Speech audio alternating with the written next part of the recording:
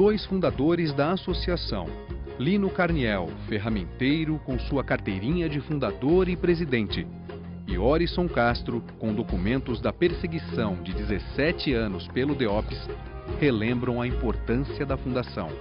Em primeiro lugar, era uma reivindicação dos trabalhadores devido à grande distância que eles tinham que ir para Santo André e da dificuldade que Santo André tinha de atendê-los como trabalhadores de primeira linha. Segundo lugar, a facilidade que os trabalhadores tiveram de entrar em contato direto com a diretoria do sindicato, que nós não saímos da porta das empresas. Isso foi na Mercedes-Benz. O pessoal procurar o sindicato e se associar ao sindicato. Aí o chefão lá, Dr. Paulo, eu lembrei o nome dele. O Dr. Paulo, ele achou que eu errei gravemente. Por que eu induzir o pessoal para o sindicato? Fique em paz, deixa em paz. E eu falei, mas a coisa boa é o sindicato, que cria uma força. Aí então eu fui transferido para Cruzeiro. Nós pegamos São Bernardo numa época difícil, não tinha quase trabalhador, não tinha trabalhador de São Bernardo, e as autoridades muito atrasadas e incompreensivas. A única coisa que não queriam saber é do sindicato. Todos que eram do sindicato mandavam embora. Não se podia fazer greve, a greve era ilegal, tudo era ilegal. O salário era pequeno, o salário era muito pequeno, não dava para fazer as compras necessárias. Pedia aumento de tempo em tempo, criava um problema para pedir aumento. E o patrão não quer saber de soltar dinheiro, né? Nós tivemos o caso da Volkswagen. Nós não havia condições de separar nenhuma empresa dessa por dentro da fábrica. Você tinha que parar de fora. Então, o que é que nós fazíamos? Nós cortava o eucalipto, colocava aquela história de eucalipto lá próximo da empresa, e ninguém, onde não passava. Eles atenderam e deram aumento, melhorou muito. Foi onde o sindicato criou uma força tremenda. De modos diferentes, os dois sindicalistas não se deixaram cooptar e pagaram um preço alto por isso. Eles ajeitaram para mim me aposentar. E aí eu fui morar em Jundiaí. Fiquei 20 anos morando em Jundiaí. Não era regime democrático. Nós forçávamos a barra. A lei de segurança estava em pleno vigor, que nós íamos discutir o problema da reforma de base. Então veio lá um batalhão, não sei quantos soldados, carro, tudo, foi aquele carnaval lá. E fui condenado também aqui em São Bernardo, né?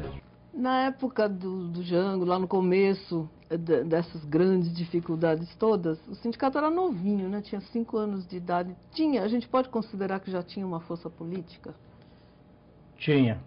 Tão novo assim? Como o próprio Sérgio disse aí, o metalúrgico, os sindicatos metalúrgicos aqui em São Bernardo, parece que não. Mas ele já nasceu como aquela criança que nasce com 4, 5 quilos, né? Já forte.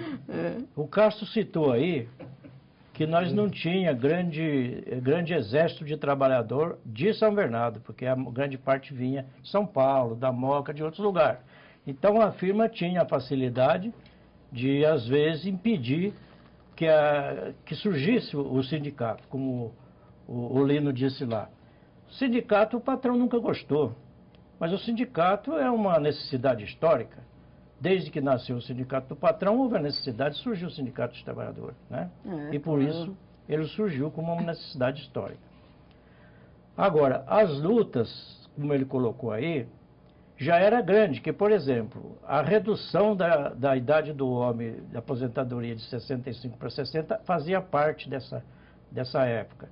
A redução da idade da mulher de 60 para 55 também estava na pauta de reivindicação, né?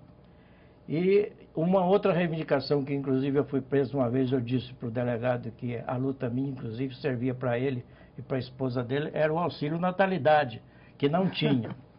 E o 13º, que nós não sabíamos que isso ia acontecer, como o 13º, nós exigíamos um abono de Natal, mas que todas as firmas dessem, porque só dava esse abono, essa cesta, a Mercedes, a Scania, a Willys, né? Mas as pequenas firmas não podiam fazer isso aí. Então nós exigíamos um salário, um décimo, um terceiro, né? Que depois passou a ser chamado de décimo terceiro para os dirigentes sindicais mais inteligentes que nós, que veio depois, e lacrou ele como 13º. Vamos ver mais um vídeo. Vamos. Jango queria fazer reformas profundas na vida do país, as reformas de base. Os sindicatos do ABC se mobilizavam pela estatização da refinaria de Capuava. O país estava na iminência do golpe, com greves em defesa da legalidade e o comício da Central do Brasil, no Rio de Janeiro.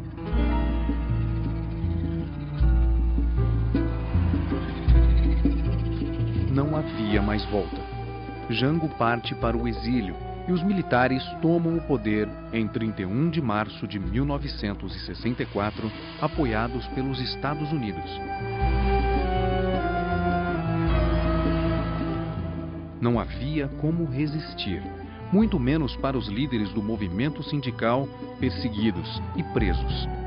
O Decreto-Lei 4.300 proibiu novas greves.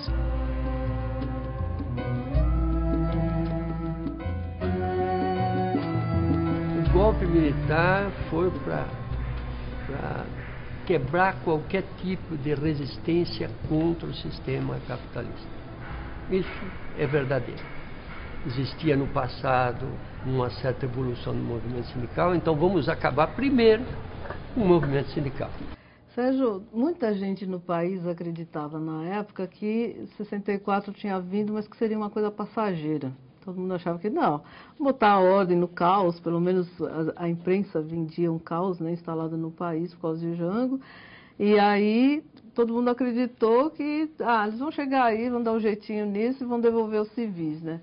Entre os sindicalistas também havia essa ideia? Acreditavam nisso? Acho que o depoimento de todo... Porque também era um processo que vinha acontecendo na América Latina como um todo, né? Não foi só no Brasil. Né? E aonde o golpe ocorreu, quer dizer, foi de muita violência, perseguição, morte, exílio, né?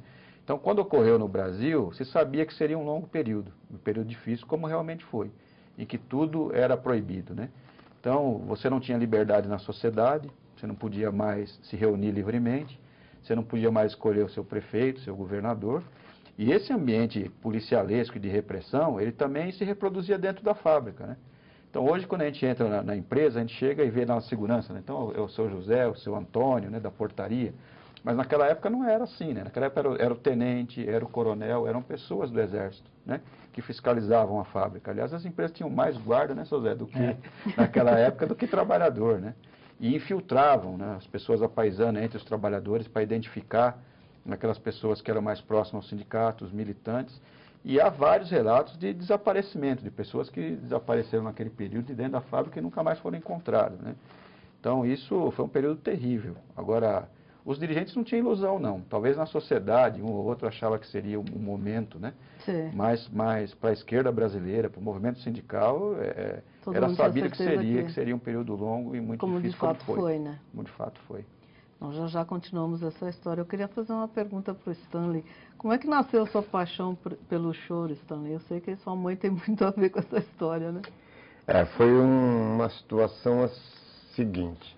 Em 1977, pela comemoração de 100 anos de choro, o Altamiro Carrilho veio fazer uma apresentação aqui em São Paulo, na Pinacoteca do Estado, né? E eu, como estava iniciando o meu aprendizado de clarinete, né? Não como músico de choro, e tocava alguns choros, gostava, né? Nasci ouvindo samba, ouvindo choro e tal, e aí a minha mãe me levou para assistir a apresentação do Altamiro Carrilho lá na Pinacoteca do Estado e tal, e sugeriu que eu levasse o clarinete, né? Embora eu achasse que não tinha nada a ver levar o clarinete, porque, né, em vista do que é até hoje o Altamiro Carrilho, né, eu era uma coisa totalmente insignificante, né?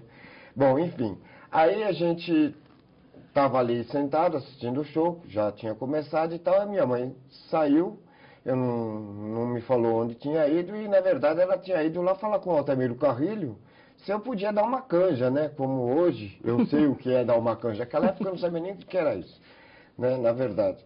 E ele aceitou tal, e já foi me anunciando pro público.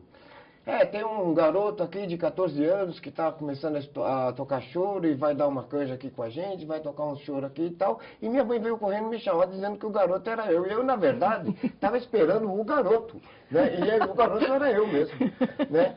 Tal. E aí eu fui lá, o cavaquinista do Altamiro Carrilho no conjunto, né? No conjunto do Altamiro, que era o Valmar, já procurou acertar a afinação do instrumento comigo e tal, e a Ademilde Fonseca, que estava também, né, participando desse show, juntamente com a tia Amélia, pediu para que eu tocasse o choro do Abel Ferreira, Doce Melodia, né?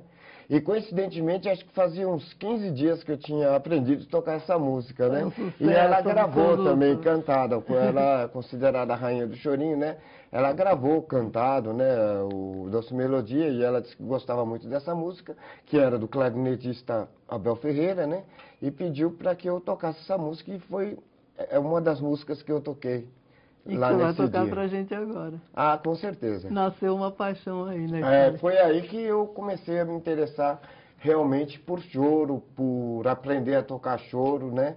E também ter conhecimento do repertório e principalmente do lado interpretativo dos grandes chorões brasileiros, né? Vamos ouvir um grande chorão brasileiro. Obrigado. Então, Doce Melodia de Abel Ferreira.